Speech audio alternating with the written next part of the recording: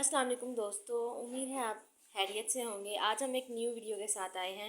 आज हम कड़ी पकोड़ा बनाने लगे हैं। आज हम कड़ी पकोड़ा लस्सी के साथ बनाएंगे। कुछ लोग दही के साथ बनाते हैं, लेकिन लस्सी हम लोग इसलिए इस्तेमाल करेंगे क्योंकि ये खटास पैदा करती है। ये इससे बहुत ज़्यादा अच्छी बनती है। चलिए आइए आपको इंग्रेडिएंट्स बताते हैं। इंग्रेडिएंट्स हमें चाहिए होंगे। इंग्रेडिएंट्स के लिए हमें चाहिए 4 प्याज, आपने इसे क्रश कर लेना है। आपको चाहिए होंगे टमाटर, टमाटर भी आप लोग 4 लें, ठीक है। इसको भी आप कट करके रखें।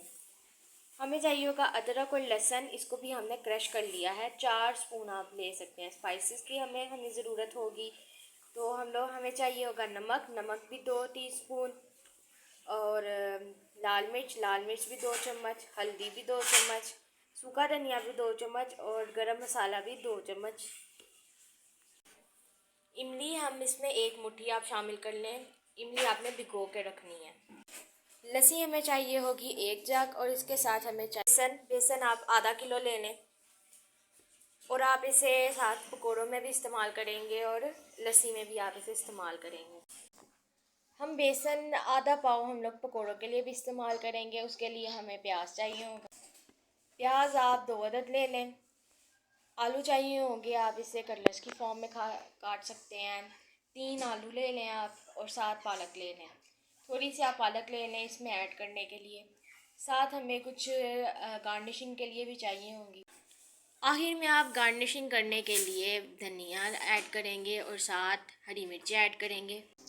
1 चम्मच आप चाट मसाला ले लें सर्व करने के लिए। चलिए आए आज हम अपनी रेसिपी को स्टार्ट करते हैं।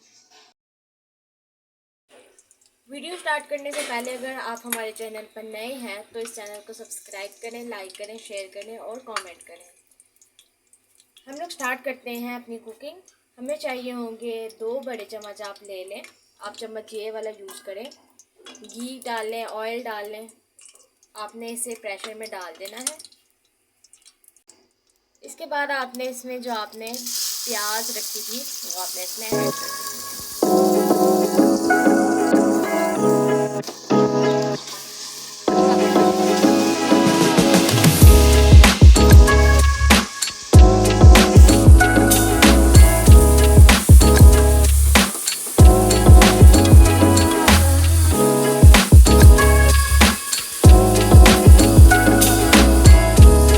प्याज हो गया हमारा ब्राउन, आप इसे पिंक शेड में ला सकते हैं।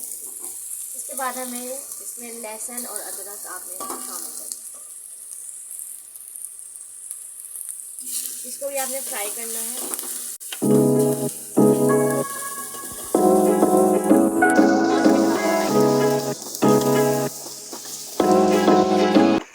इसके बाद आपने इसमें टमाटर ऐड करना है।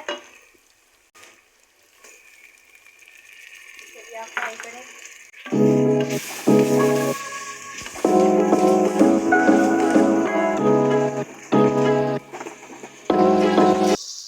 आप सारे स्पाइसेस जो भी मैंने आपको बताए हैं सारे आपने इसमें ऐड कर देना। 5 मिनट के लिए आपने इसे फ्राई करना है। अच्छी तरह आपने इसे फ्राई करना है। ओके, 1.5 गिलास आप इसमें पानी ऐड करें इसे फ्राई करने के बाद।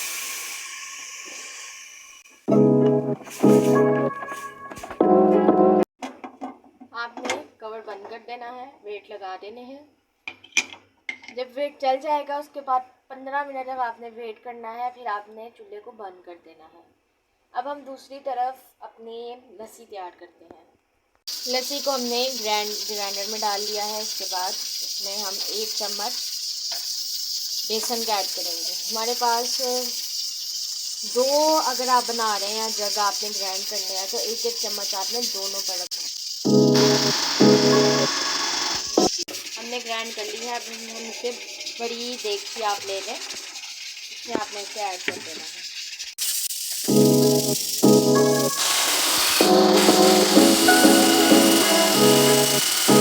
एक साइड पे आपने लस्सी रख लेनी है अपने पतीले में। इसमें हम मसाला ऐड करेंगे।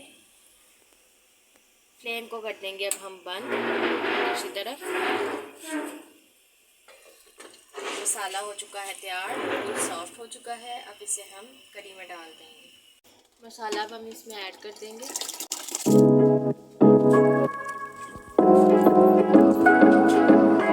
अब हम इसे 1 घंटे तक पकाएंगे ताकि ये थिक फॉर्म में आ जाए। देखिए अब ये थिक फॉर्म में नहीं है बिल्कुल भी। 1 घंटे तक हम इसे पकाएंगे ताकि थिक फॉर्म में आ जाए। चलिए अब हम दूसरी साइड पे पकोड़े तैयार करते हैं। अब हम इसमें हल्दी थोड़ी सी और ऐड करेंगे क्योंकि हमें हल्दी कम लग रही है। 1 चम्मच हम लोग इसमें और ऐड कर रहे हैं। इसमें हम डालेंगे इमली। इमली की हमने गुठलियाँ निकाल ली हैं इस तरह से और हम इसे ऐड कर देंगे। ये भी हमारी करी को खटास पैदा करेगी, खट्टा करेगी। तो आपने ध्यान रखना है कि ये फ्लेम इसकी फुल हाई है और ये बार बार बॉईल होके ऊपर आता है। आपने इसमें चम्मच हिलाते रहना है ताकि ये बाहर ना आ जाए। देखिए थोड़ा थोड़ा थिक होता जा रहा है। जितनी देर तक ये फुल थिक ना हो जाए उतनी देर तक हमने इसको पकाना है। करी को हम बनने देंगे और अब दूसरी तरफ हम अपने पकौड़ों का मिश्रण तैयार करेंगे। ये हमारे पास आ गया हमारा बेसन। इसमें हम डालेंगे 2 चम्मच नमक,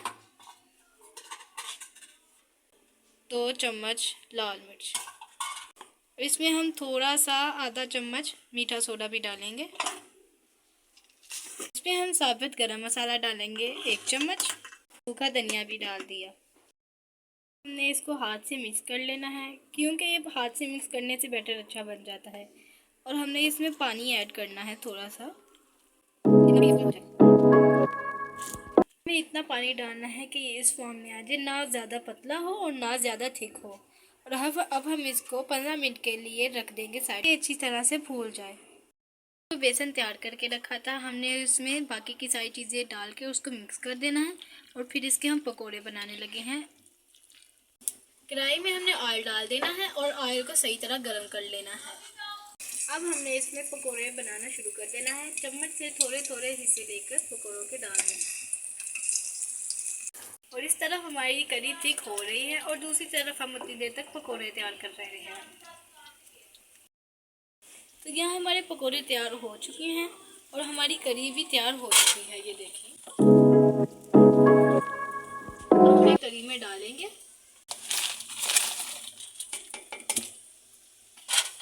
और इसको मिक्स कर देंगे। तो ये है हमारी करी की फाइनल लुक और देखिए ये कितनी प्यारी है, इसका कलर कितना प्यारा आया है।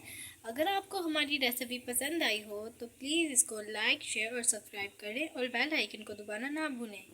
अल्लाह हाफिज़।